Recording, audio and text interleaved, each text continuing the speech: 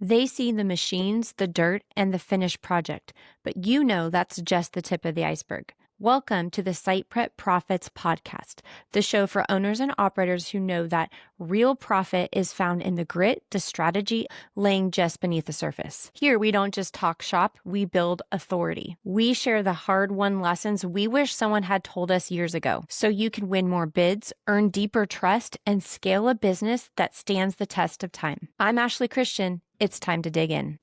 Hey, everybody, welcome to the podcast. Today, I have co-owner of FnD Piers, Bill Vaughan, on for an interview. He is the author of Next Day Helicals, so we're going to ask him some questions about this book and just hear his insight as a business owner. So, Bill, why don't you introduce yourself? Just tell everyone who you are, what your business is, what you do, kind of give us the lay of the land. Sure. Well, thanks. That I actually co-authored that book with Norman. But yeah, so been doing this for about 13 years now.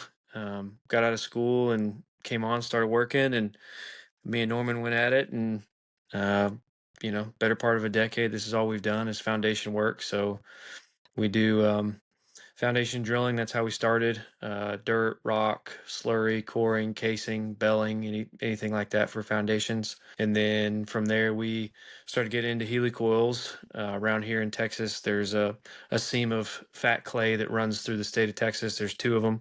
And here in DFW is one of the primary areas it runs through. So there was a lot of casing going on, and you can alleviate a lot of the pains caused by casing with using helicoils. And so that's what we started doing. And the best ones in the market, they're pretty proud of them. And the amount of money they wanted and how long it took to get them wasn't working for us. So we started manufacturing our own. Not our first choice. We would prefer just to buy them and install them, but um, you know, time and such, we needed better turnarounds and lower costs. So on top of installing them, we manufacture them and engineer them. And from that, we started getting into foundation repair on top of new foundations. We already had a really big network of engineers we worked with, and they had needs, and we had the ability to do it. So we were happy to step in and start fulfilling that role where the demand was there. And um, we added foam jacking as well, because putting a pier inside of a house is pretty invasive. All right, y'all go stay in a hotel for 2 weeks, we'll let you know when we're done, versus if we just put the piers on the exterior of the home and then come on to the inside of the home and do foam. You can still be running your apartment building or your office or whatever you need to do, and we're in and out of there in 3 or 4 hours. And you know no structural, no major surgery, just minimally invasive, and it does an excellent job. So that's what we do. We focus on foundations and it's FnD Piers that's fast and dependable, not fat and diabetic. And so we focus on adding value in those ways. So That's great. So you talked about helicals as a big shift. Like you used to just do yeah. drilling and then you've added on a lot of services. So can you kind of take us back in time to that time period before helicals and after helicals and talk about, what was the process like to take something that was really complex? You talk about that in this book, having complex systems and simplifying them. What did that look like? How did you decide you wanted to start doing the helicals? Just kind of talk us through that whole process. So we were a drilling contractor. 100% of our revenue came from drilling. And just to kind of talk about the difference from now to then, about 20% of our revenue comes from drilling now, and 80% comes from a helicoil or a helical derivative, such as foundation repair or selling the product to someone else for them to install. And that took about 4 years. Like I said, we still do drilling, but the helicals are a really big value add for a lot of our clients in this area. And so, specifically, why did we do that? Because of time and money. So, when you have poor soil conditions, um, and you need to put in something to stabilize a foundation, the old wisdom, or the way that it was always done, was just with a straight shaft pier, meaning you dig an open hole, a void, and you fill that hole with concrete and rebar, and then you build on it. And a building might have 30 to 300 piers, depending on the size of the building. And those piers will be different diameters and depths depending on, is it 5 stories or is it a single story house, things like that. Well, when you start drilling in the ground and the ground wants to collapse or there's water, lack of stability, poor soil conditions, then you have to use casing or slurry or a helicoil to accomplish your foundation capacity needs for the engineering. And so through the process of doing these casing jobs, we have a case yard, we have drill rigs, we know how to do it. It's like, man, this is just an absolute animal. Something that should cost $8,000 and take 2 days. Well, now we have poor soil conditions. Now it's about 80 to 150,000, and it's going to take the better part of a month and a half. And instead of having a drilling contractor dig the holes, concrete comes in and pours them, and we're done. Now we have to have the drilling contractor. You got to have the pipe. You have to have a crane to pull the pipe out of the ground. You have to have your concrete. You have to have your rebar. You have to have your inspector. And so you have a bunch of subs all in one place, all at one time. Nobody wants to be there, and everybody hates each other, and you have to work together. So it has all the negative financial incentives. The builder who's paying for all of this is unbelievably frustrated and angry and is looking to pinch pennies everywhere. The way that they pinch those pennies is they don't pay their subs. And that's just how they do it. Okay, Hmm. guys, here, come do this work. Okay, I'm not paying you. That's how they pinch their pennies. So on top of this is very stressful, and it's like, oh, it's exciting now. Instead of making 4,000 out of the 8,000, we're going to make like 60 or 80 grand. And all the paperwork says that everything, and then it doesn't ever. You don't get paid. So it's like, well, that's not cool. Yeah, who wants to work for free? Yeah, and who wants to even be worried about working for free or any of that? Um, and concrete makes money by pouring concrete. Well, in casing, if you're getting 8 holes a day, that's you're boogieing. That's a pretty good day. Normally you get 60 holes a day, and concrete shows up and pours 60 holes in one day. Now they're going to send half a truck every day for a month. They'd rather just send 8 trucks in one day and be done. I Hmm. mean, everybody wants to do that. Yeah. So it's just a frustrating situation for everybody. You solve all that with a helical. So you have one contractor instead of the 6. You send your torque log to the engineer. When you're casing, you need to have good weather conditions throughout the entire process. Everybody has to show up on time and be on their A game. Getting 6 separate subs over a 20 to 25 day working days period to be focused and care, especially when everybody's worried about the money, that's probably not going to happen. So it takes something that was a bad accident and turns it into a just a big cluster mess. That's what it Yeah. does. So helicals, that same situation, um, take us a day, maybe two, for about $35,000, and we're done. Wow. And it can be raining outside, and we can be installing. We have pictures on our website and in our blogs of where it is raining pretty good. We caught 2 inches of rain in an 8-hour period. It's raining while we're on the job. That's fine. As long as it's not lightning or whatever, we can just keep on rolling. You don't need any concrete. You don't need any rebar. And I don't know. It's pretty nice comparative to that in a poor soil condition. So So where do you think your business would be at today if you had never gone the helical route?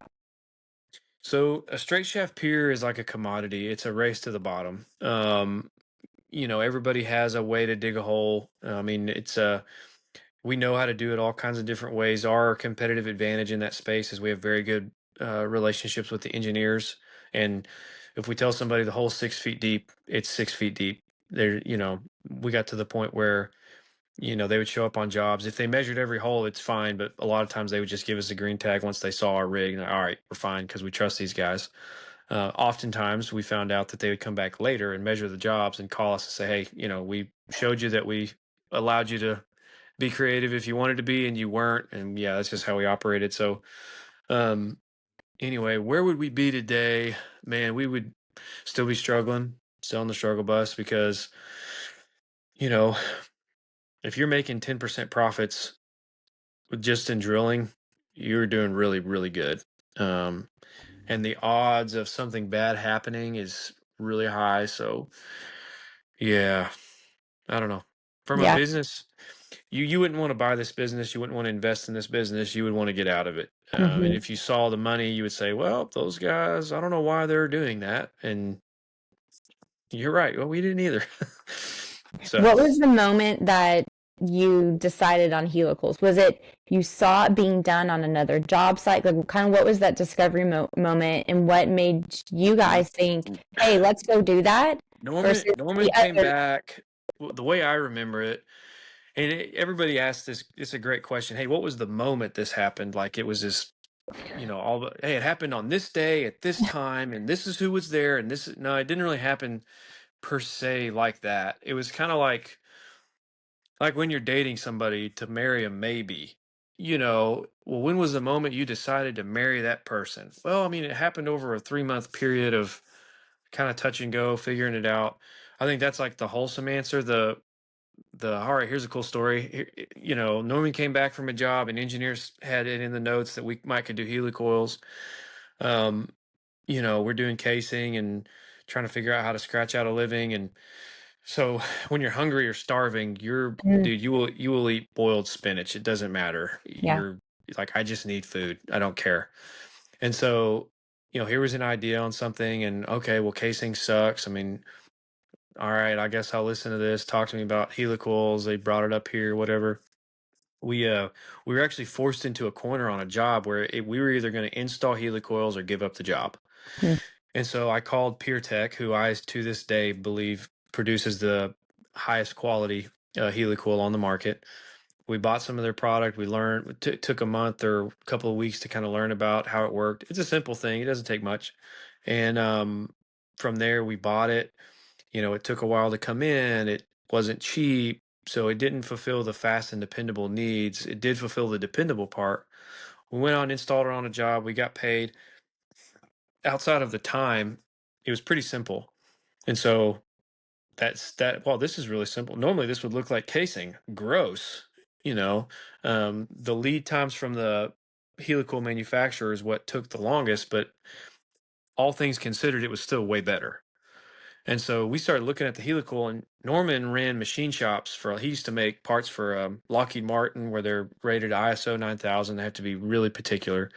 These airplane fuel lines that have to span a long distance and go in and around all this stuff. And as they get warm, they expand only so much. And then as they get cold, they contract only so much. And so he had swedging machines, and he's a machinist. Well, building these helicals is like asking a PhD in math to do arithmetic. It's like, oh yeah, this is nothing to make this. mm, Seriously. So we were like, well, man, we could probably get into this. So we started pricing materials, started seeing what's our demand from our clients, because if our people don't need it, if this is a totally separate market that we have to just jump into, like if we decided to be a concrete contractor, that's a whole nother thing. Well, this wasn't like a whole nother thing. It was kind of mhm, it was close to home. mhm. So we decided that we had enough demand and we could do it enough, and the margin was good enough for us. It's like, let's just take a loan out, build a building, and 10%. If we go bankrupt, what do you want this 1970s drill rig and my student loans? Like, come get it. I don't. Yeah. We got to do something here, or we have to do something. So we took the risk. We built the manufacturing facility while we were getting that up and going. Norman's out, hey, we make helicals, selling and pushing that, and kind of starting to generate a little interest. It's an uncommon thing in general from foundations for this area. Not because helicals are a new thing. They've been around for 200 years. They were primarily used on lighthouses about 200 years ago. But the Midwest in the United States is a very hot area for the helical product. So Peer Tech will do 50 to 60 million a year, and 80% of their product goes into the Midwest. So anyway, yeah, so we kind of developed a market around here with our already existing customer base, and then expanded and picked up a few more clients. And we have some midstream oil field clients now, and foundation repair now, and just kind of, figured out something that actually made some money. And I don't know, so it's nice. Yeah, making money is nice. Yeah. And sometimes being starving and desperate is not a bad Yeah. thing because Oh it yeah. forces you to focus in on and find the answer. Yeah, Yeah. that was very much, I've never given birth to a human, but I have given birth to some businesses, and it's like that. It's totally miserable, Mm. and you don't know. Elon Musk equates it. He says, running it's like chewing on glass and walking into the abyss. And I don't know that I've ever chewed on glass and walked into the abyss at the same time, but I have done both separately. Uh-huh. So I can agree with that. So you talked about Norman and how he had a history of being a machinist, and that was a Mhm. really key factor in That looking at it and saying, "Hey, this is doable. We could do this." Yes, especially early on. Now the machines we have and how we're doing it is, um, the initial way we went about doing it was with CNC mills and CNC lathes, and you have to speak Fanuc language, which is like MS-DOS prompt for computers. Fanuc is a language for these CNC machines. And so the initial way we went about it was the wrong way, but it was right for us at that time. And if Norman didn't have a machining background where we could lean on that, we never would have done it because Hmm. it would have been a chasm, not a step. Hmm. Um, and as we're trying to build this in our mind, Norman's talking through us. Oh yeah, dude, we're drilling a hole in the pipe. That this machine does this. You set it to do this. It's no big deal. It does it like okay. So you kind of go through that process of yeah. I remember going out to the machine shop and staying out there all night with Norman, and he's making parts and. Okay, yeah, he can do this. Yeah, okay, this will work. Okay, okay, yeah. All right, let's borrow some money. So kind of Yeah. all of that process. Yeah, his previous knowledge base on machining, I would say now, I don't want to say it's completely useless, but we don't need it. The machines that we got initially were absolutely the wrong ones, and if we hadn't taken those steps, we never would have got to where we're at now. So, but yeah, a key outside of we had the demand, we saw the value. Our clients saw the value as well, which was huge. But Norman being able to uh, run a machine shop efficiently, which he did for many years, was a big step in the risk reduction, which helped Hmm. us to take that calculated risk and go ahead and try it. So And you and Norman have just different sets of strengths and weaknesses. So, what life experiences did you have at the beginning of your journey as a co-owner that you feel like really helped you chew glass and walk into the abyss and kind of confront that monster and come out really victorious on the other side? so I'm a firstborn, Norman's a middleborn, and so all the strengths and weaknesses that go along with both.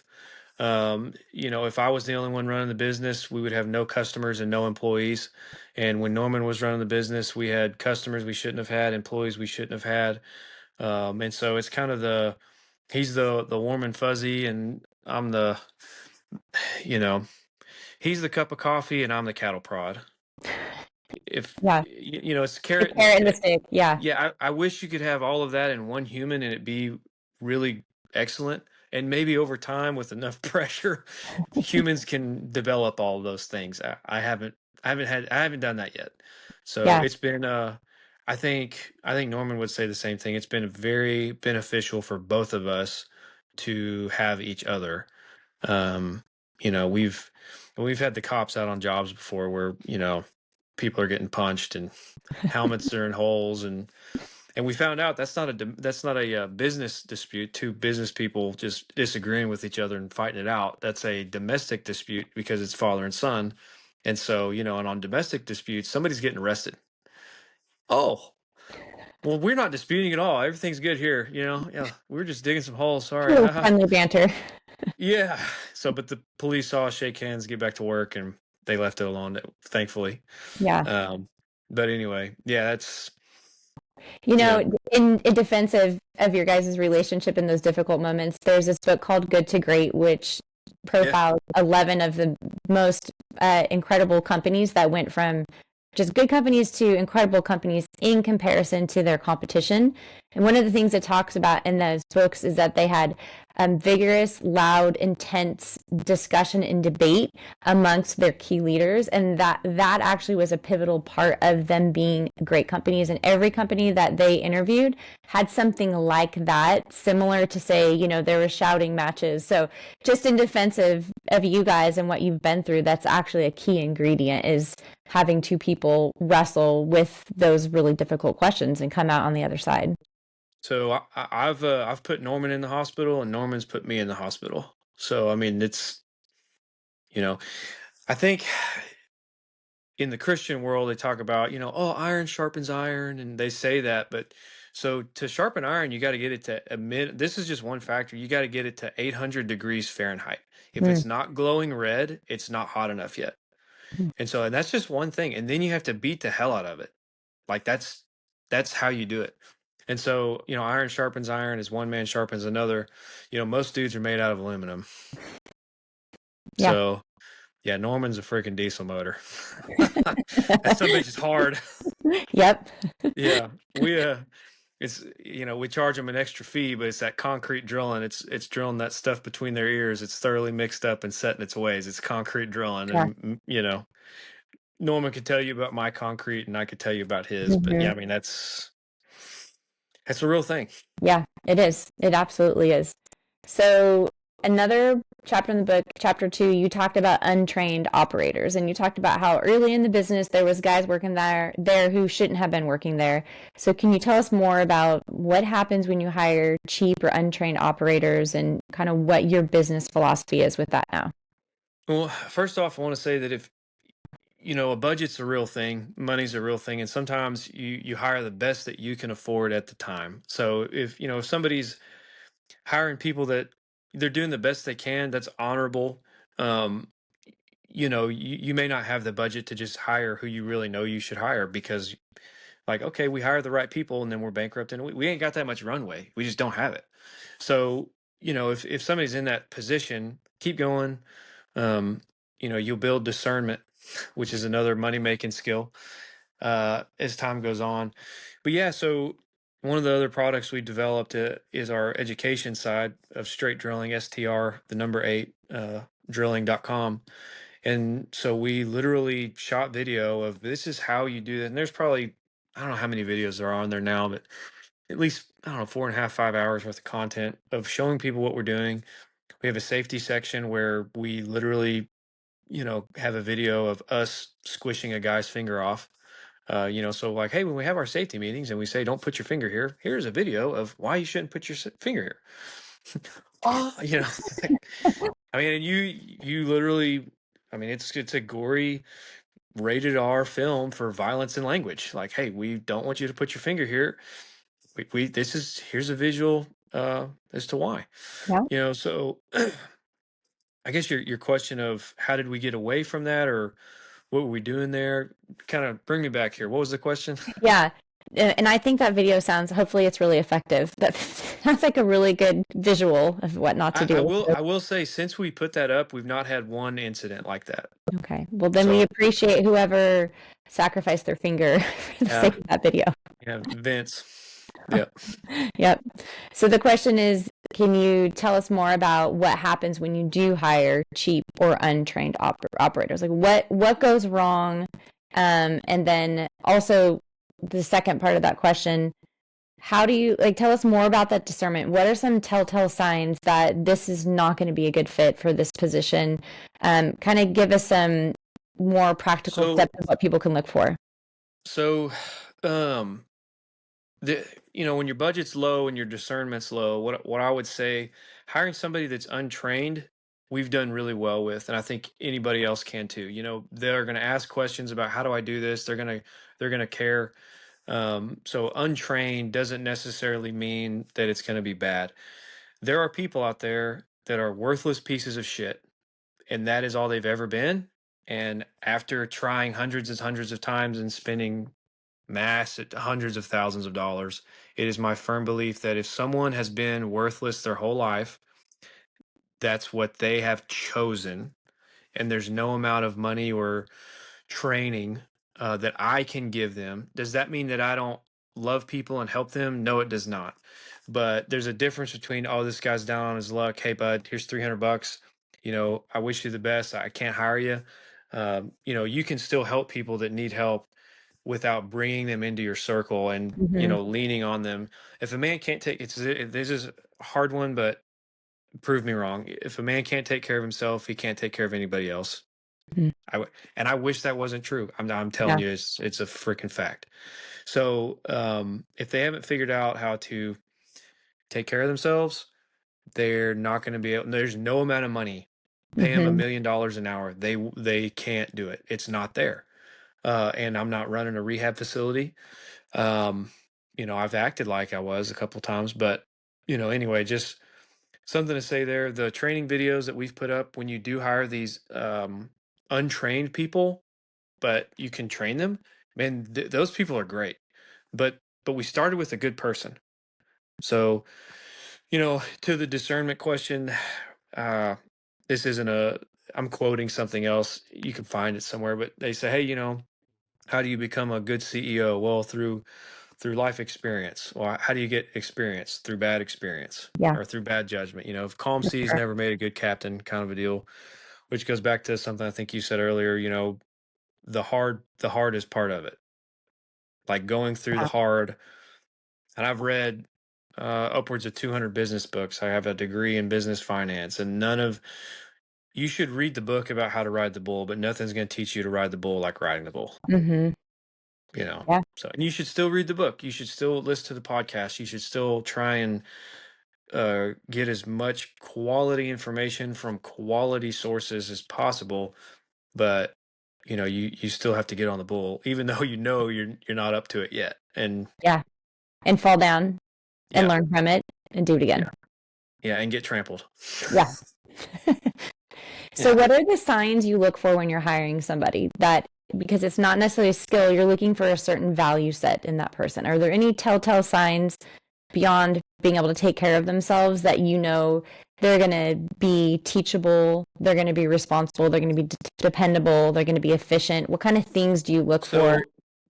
so this isn't going to be HR friendly, and as the guy that's had his ass kicked a lot, I don't really like, I would prefer these people just do well in life, and here's some information from you, and don't tell HR. But a guy shows up and he can't run to the back and up here and have a conversation without running out of air. Mm, And that's not to say some people are bigger people and they're great, but bigger people can be healthy too. right. I've seen it. And then there's people that are big because they're not healthy. Mm-hmm. And I'm talking and that unhealthiness gets on the rest of your organization. Yeah. It just does. Next thing you know, everybody's their eating habits and other things have gone downhill. There's another stat for you. If you stay next to somebody that's awesome, they'll bring you up by 15%. If you stay next to somebody who's not awesome, they'll bring you down by 30%. Hmm. So the need to fill a role is not worth hiring somebody that isn't a quality human. If they've got a rap sheet, you know, when they smile, you need to see 32 teeth, bro. Yeah. And they ain't got to be perfect. When a guy rolls up and he's got an older work truck and it's white and it's tended to, it doesn't have to be. The fenders bump or bent a little. It's not new, but you get out there and his tools are in order, and like he's here. He's doing the best. Some people start poor, man. Mm-hmm. They just do, and Yeah. so getting past this guy's poor is not the same as this guy's worthless. Right. And so that's the discernment we're trying to Mm-hmm. figure out. Um, Guy can't get up and brush his teeth on a regular basis. You think he's going to clean your rig? You think he's going to keep his office clean? Mm-hmm. You know, Guy walks in, if it's a bad smell, that comes from bad stuff. And I'll leave that to you. There's all kinds of things that create not positive aromas. Right. And I'm going to smoke a cigar every now and again. That creates a non-positive aroma. But as soon as I'm done, clothes are going in the wash, mouthwash is going in, and the next day I'm not going to have close conversations with people because my breath's going to stink for about a day. But I'm aware of it, and I'm Right. not saying you should behave that way. I'm saying, hey, look, somebody rolls up and they ain't taking a shower and their clothes are nasty and their teeth aren't clean and their truck's dirty, and brother, they are going to bring that right to your business. Fact. Yeah. And Fact. infect everybody else. Yeah, and I've taken these guys on and verbally abused them to, like, hey, you suck at this. I mean, verbal abuse is the appropriate thing. And they tune up and they make me money, and they're still. I figured out how to do something with nothing. and it's profitable. And if you're in that position, I get it.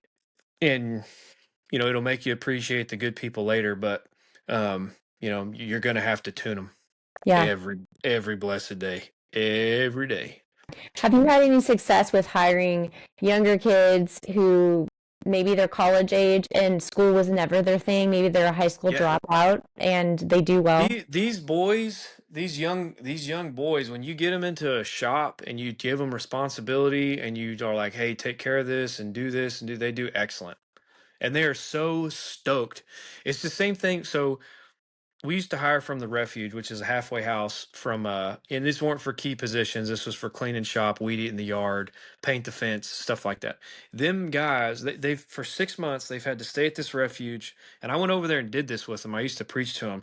So they take these rotten bananas from stores and they mush them up and they make banana bread and they go to Walmart parking lot or wherever else and they sell this banana bread.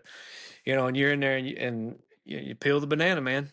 And that's just that. If you when these guys come in and I just look at them and I say we're peeling the banana today, they go, "Oh my God, you know what we do?" Mm. Like, yeah, I've gone in there. I too have peeled the banana. I know, I know. And so they sit in that environment for 6 months at the Cindy Bishop Ministries, and they cram the Bible down their throat for 6 months. And if they misbehave at all, they don't get to get out. When you give that guy for the first time in 6 months, here's a weed eat the yard. That some bitch will weed eat like you have. That's the best $12 an hour you could ever spend. Now he's only good for about 2 days, okay? Because he's got a sickness, and that sickness is none of my business. Mm. But these young guys, they haven't got on heroin. They haven't done these things. And we've hired from the halfway house, and this guy named Sterling. He was 24 years old, beautiful kid, and he OD'd on fentanyl. And so some Mm. of our guys got to go to his funeral. Wow. He had like a 2-year-old son. I mean, it's real. And Yeah. there's nothing you can do. It's too late at that point. Yeah. So, but these young kids that have the desire, they haven't been kept in a building for so long that they've turned to some of these bad stuff, these bad things. Yeah, I've had lots of luck with that. Hmm. If they're an idiot, there's your discernment again. You got to Hmm. stay away from idiots. But good folks that want to do well and they're just geared to get out and go do something or work outside, stuff like that. Oh Yeah. yeah. Use their Oh hands. yeah. Yeah. Yeah. Yeah, sometimes you got to get on to them about that phone a little bit. They've got that in them a little bit, but I Hmm. mean, they also are excited to. They've never seen how a motor works. They've never seen how a transmission works. They've never seen how torque translates to the auger and then moves dirt and then throws it, and then you can smell the dirt and it's like it's therapeutic. Hmm. They've never done any of that, so it's exciting for them. So Yeah. That's yeah, great. I love that. yeah. Young doesn't mean no value. It means you need a strong leader out front, either their crew chief or whoever. It means you need to watch them because they don't know positioning on jobs and like, hey, bud, this will kill you. Yeah. They just don't. They don't. Just like you teach a young kid, hey, don't walk across the street without looking both ways. There's some of that. Yeah. Just basic stuff, but you do have to watch out for some of that on the young Yeah. kids. So, Some of that brain development it's still not complete yet. That's yeah, happening. Yeah. yeah. The boys' brains don't really get in position till 28, 27, 28. I myself included, I can confirm Yeah. that. Yeah, yep, real thing. Absolutely. Yep. I can confirm as well. Yeah. How many boys you got? 4 of them? 3 of them? It depends on the day. It's 3 though. Yeah. Plus your husband. Yep. Yep. Okay. Yep. I got that. Definitely. Yeah, it's fun watching their brains develop in real time where they actually start to think through cause and effect as they get older. It's pretty cool, but it's a real thing. So, Yeah. Let them run that noggin into some low hanging branches. They'll develop a little quicker too. yeah, hands-on learning. That's what we call it. Yeah. Yeah. In chapter 12 of your book, you talk about the key to receiving cash faster. So I know that cash flow is a huge component of running a successful business. So can you talk to us about what that journey has been like for you, how you've been Yeah. able to improve cash flow, how you get paid faster? Just give us your tips and tricks. So the number one thing before you can do any of these other things is you got to be valuable. Whatever you're doing, for us, it's fast and dependable. Um, the number two thing is we do not go on jobs without contracts. So, and it's not because we don't, our best clients, we have contracts with, we just don't go on a job without contracts. Contracts make you the weakest link, or excuse me, the lack of a contract makes you the weakest link. Mm. And so what's happening when you do work on contracts, it forces both parties to have a clear picture of what's expected. So, and then once the value is delivered, here's a clear expectation of what's supposed to get paid. And when people have a Yeah. clear picture of what they're paying for and what they're getting, and there's a clearly defined outcomes, okay, we now have the outcome. Okay, now we pay. Most people are good people. If you just give them a clear picture, they follow through with it. And then when they don't, the contracting legal process here in the state of Texas has the liens, which absolutely works. Um, we filed 18 liens on our best client. We filed 18 liens in 5 separate courthouses in 1 week. They owed us $37,000. They paid us 40. It was stressful. That extra 3 grand we got, we earned way more than that. But I'm just, if you have the bad business discipline of not getting contracts, Mm. especially when you're in a hurry, just understand you're not going to get paid for work. And if you're okay with not having money, I don't know why you're working, but okay. I Yeah. mean, don't be surprised when you have sleepless nights and lack of money. And it's not because, well, that guy's a piece of crap. No, no, no. It was your lack of business discipline that allowed you to put yourself in that position. Like, I'll hire Hmm. you to come do this $1 million job if you don't make me sign a contract. No problem. Yeah, come do it. I just got $1 million in value, and I'll pay you what I think it's worth when it's all said and done. You know, there's a really he's on YouTube. He's a great divorce lawyer, and he talks about, he's done hundreds or thousands of divorces, and he says couples that go through the prenuptial process, even if they decide not to get a prenup, are like 92% less likely to get divorced, just because it takes two humans, and Wow. you make them sit down and talk about money on a very potentially uncomfortable level if you've never done it before. So, and you reduce your risk by 92% on something that fails half the time. Brother, That's that's a huge. no-brainer. Yeah. Freaking do that. And not because you're trying to get something over on somebody, but because it's making you be an adult and talk about the money. And so the contracting process, in my opinion, does the same thing. And in my experience, it eliminates, I would say, I could get you a very perfect number on this, but I'm going to say about 98% of the headaches it eliminates. That other 2%, sometimes in the middle of a job, people do, in fact, get in a financial bind and they don't have the money. That happens 2% of the time. It's rare. Hmm. It's rare. One or two out of 100 jobs. And they're still going to answer the phone. They're still, hey, buddy, I'm out of money. I'm not trying to rob you. And that's way easier. I'm not losing sleep over that. Yeah. I don't like that I don't have the money, but this is a good person that came into a hard time and we just work with them. And that's way better. It's way better. And you don't get to do that without contracts.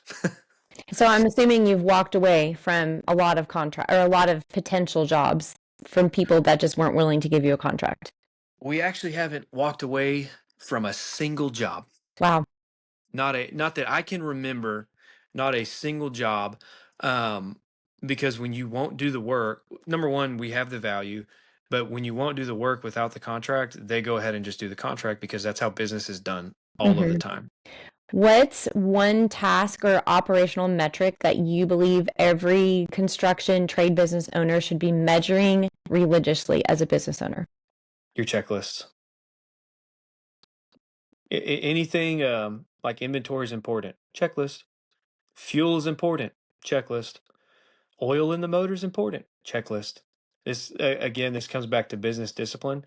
If there's something that's important in your business, you should have checklist for it. Mm. Like Michael Gerber wrote a book called The E-Myth, and then he went on with Than Merrill and all these other great companies that would take the systematic approach to systemizing their companies. So now you got the E-Myth for the bookkeeper, the E-Myth for the veterinarian, the E-Myth for the dentist, the E-Myth for the real estate investor, the E-Myth for the realtor. It'd be an honor for us if we got to do the E-Myth for the foundation company. That would Mm. be that would be an honor. That would be an Yeah. honor. Um, so, and basically, it is a very systematic approach to anything that you think is important. And if you will do that, in the morning I'm going to floss, brush, and swish. In the evening I'm going to floss, brush, and well, how do I make sure I do that? In my life, I have 3 showers, just in the way I do my life. And you know what I did in every single shower? I got an electric toothbrush, swish, and floss. Why? Well, because brushing teeth is important. Why Mm-hmm. is that important? Heart health, uh, breath when you're talking to people, clean teeth. Dude, like it's infinite. Not spending tens of thousands of dollars at the dentist. Mm-hmm. Okay, well, how much does that cost? Like nothing, dude. I spend maybe 2 minutes in the shower just cleaning up. But what happens is I made it very easy to do the things I'm supposed to do, and so I do them. Yeah. Shocker. But so that comes back to like just discipline. Mm-hmm. So yeah, I would say if you have one thing, if I go into any company, and I don't do this, but if I did, or when I'm talking to other business people, all of their problems revolve around a lack of systems. 100% of them. The contracting problem, that's part of the operation system. It's just these are the this is the procedure that we follow. I mean, Yeah. that's it. That is it. And early on, the big struggles we had were because of lack of checklists and lack of systems. Mm-hmm. And that's also a symptom of the lack of discipline of the man leading the charge or woman leading the charge. Mm-hmm. If that person is undisciplined or is unwilling to, oh, this is boring and simple and easy. Okay, well then don't worry about scaling because you won't. Right. Don't worry about hiring successful people because you won't. Don't worry about getting really kick-ass clients because you won't. Don't worry about any of that. Don't worry about your cash flow because you won't. Yeah. So, So yeah, how I do you mean, keep your staff accountable to those checklists? we look at them every day. Yeah. You inspect what you expect. Yeah. Yeah. And when you come to a business that's growing and doesn't have any of that discipline yet or hasn't learned the value of that yet, they've probably learned the value of it many times. They just haven't implemented it to reap the benefits of it. Um, that can be a daunting task that's like, oh my gosh, that's a mountain. I'm never climbing that. It's just like anything else.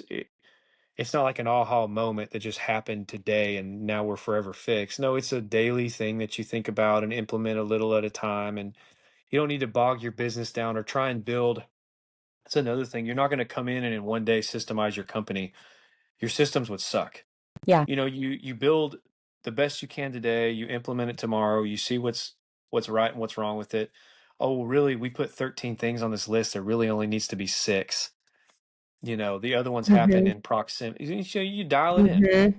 And so it's kind of like, if I went in to do bench press 225, that's really too much weight for me, but I could do it once or twice. No, no, no. A checklist is like grab a 15-pound dumbbell and curl it one time every day. Like that's what a checklist is. And so when people are thinking about checklists, they think of, I got to bench 225 pounds every day. I can't do it. Yeah. And you're thinking about it wrong. It's no, no, no. It's this. Okay. Checklist done. Got it. It should burn almost no calories, take almost no thought, and just be something that you just do every day. And It should it's be easy. it's as challenging as brushing your teeth. Mm-hmm. Yeah, it's Doing the it every day and not consistency. missing, and the other thing about a checklist is we don't do this, but if you did miss it, it's not catastrophic. It's just annoying. Mm. But I'm checking it every day. And at the bottom there's 2 or 3 checklists per rig. And if we send 7 rigs out, well, that's 14 checklists.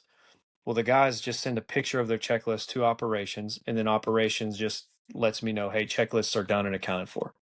And so if by 10 o'clock I don't have checklists are done and accounted for, hey, Jordan, everybody do their checklist? Okay, Derek missed one. Okay, write him up with love. This isn't a you suck. This hey man, you didn't do your checklist. We care about you and we care about the company. Well, man, I did the checklist. I just forgot to send the picture. Well, the last part of the checklist is send the picture, so you Mm-hmm. didn't do it. So when you get into the office, we need you Mm-hmm. to sign this meaningless write up. It's going to go in your file for 1 year and then it's going to fall off. But we just need to make sure that gets done. Okay. And so now, the floor gets swept, the rig gets cleaned, the oils get checked, the radiator fluid gets checked, the gear oil gets checked. I mean, and once everybody has that culture, the rig is just always healthy, and Mhm. now those 30 things on each checklist that is the hammer in the right spot?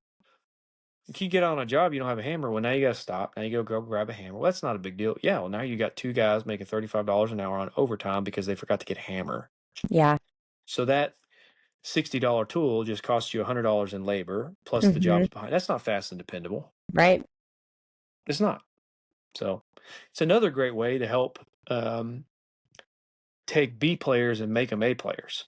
Mm. You can still pay them what they're worth, but they're producing at a higher level. Yeah. And then when they do come and ask for a raise, or if you notice they're doing well and you choose to give them a raise, it's fine. It's another real competitive advantage we have at this point is that we pay 20 to 30% above market rate for the same job anywhere else. So I have competitors, in neighboring towns that are 15, 20 minutes away, well within the driving distance of my employees, and they will never be poached. Yeah. And if I find out one of these, I haven't done this yet, but I could if I wanted to. Find out one of these companies has somebody that I got to have, my base pay is 20 to 30% more than these other guys. And if you want to make a positive impact on somebody's paycheck, psychologically speaking, you need to give them a 7% bump. More than that, 7%. Very specific. seven Yeah. 7%. Less than that, you burnt the money. You're not going to get a behavioral change or a wow, this feels better. More than 7%, you're paying for more than what you're actually going to get, and so a 7% bump. So somebody's making $100,000 a year, give them a $7,000 a year raise, whatever that ends up being weekly, and that it matters. It's not this is the 3% inflation but raise or okay, yeah, you're just keeping me market. No, no, no. Mhm. And doesn't mean you need to do it with everybody either. Just but your 7%ers, those are the ones. Man, I really wouldn't want to run this without them. Yeah. 7%. That's a Yep. gold nugget right there. That's a really good tip. Yep. And you don't have to trust Bill Vaughan on that. You can go read the books I read, or I'm sure there's a quick Google search on that. Yeah. I probably ultimately came to that decision after reading it and hearing it enough times. And then I was like, man, I think I need to do it. But before I just burn this money, and then I looked up a YouTube video of somebody talking about that thing specifically, and they gave me an in-depth perspective of a qualified source. I was like, okay, Yeah. we're doing that. And I've implemented and I have gotten the results that they said I would get. So That's incredible. And hearing that firsthand account of it working means a lot. That carries a lot of weight when you've actually implemented it and it's worked well. yeah, I've even used it on contractors wanting me to do work. When we get busy, 7% bump, it matters to me. Like, okay, I want to do this more. And 7% is not too much for them. And so I've used it on my employees. I've used it on myself. In general, people are willing to do it when the value's there. And that's another thing. If I do a 7% bump on something and somebody's not willing to do that, okay, either one, I'm not adding enough value, or two, you know, they're not seeing the value I'm adding, so I can let that one go. Yeah. That's really good. Well, as we wrap up, what is one of the hardest things you faced in business and how did that make you stronger? Ooh, so my grandpa used to tell me the hardest thing in business is living with yourself. Mm. And so, yeah, the enemy within. Yeah.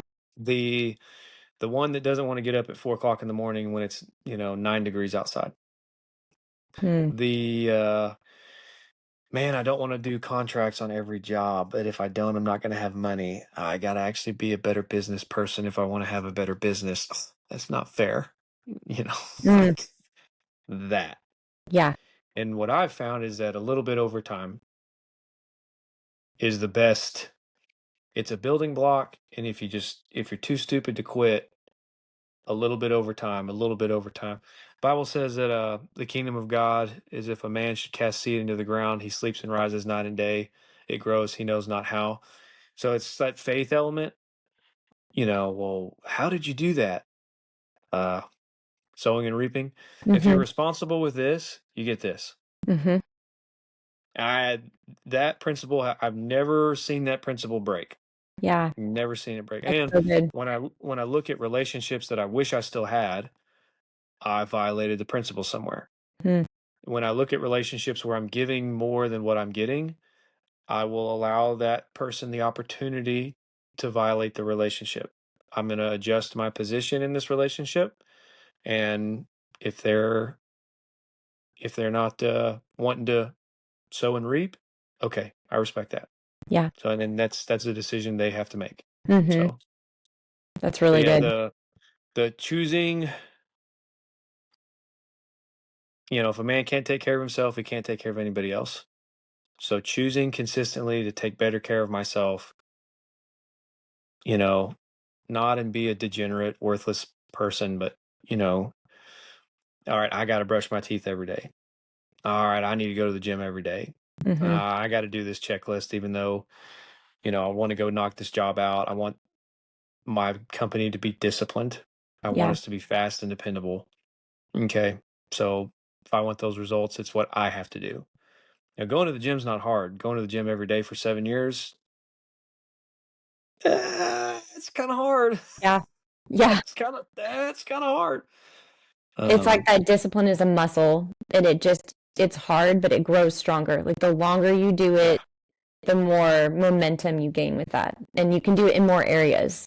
Just start with one area and move from there. Donald Trump wrote a book called Think Big and Kick Ass, and one of the principles in that book he said is don't lose the mo. Don't lose the mo. Don't lose momentum. Hmm, So yeah, I agree. that's good. Well, last question for you is if you could give one piece of $1 million advice, which I feel like there's been a whole bunch of really great nuggets in this, but if you could just give one piece of advice to another business owner, someone that wants to grow their business, what would that be? One thing.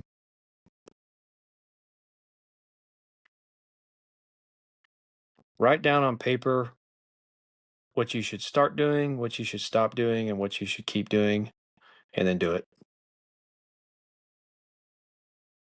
Yeah, sometimes And the if best you advice is just simple, right?